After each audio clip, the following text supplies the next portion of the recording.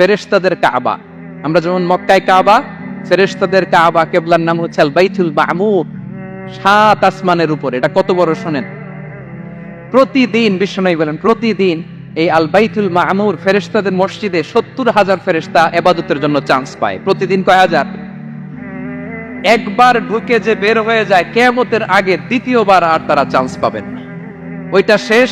এরপরে সিদরাতুল মুনতাহা, সীমান্ত বৃক্ষ, এটা আরো বড় একটা বিশাল বড় বড়ই গাছ আল্লাহ বানাইছে। ওয়া ইলাইহি ইয়ানতাহি ইলমুল মালাইকা, ফেরেশতাদের জ্ঞান সীমানা ওইখানেই শেষ। এর উপরে কি হয় ফেরেশতারা আর জানে না।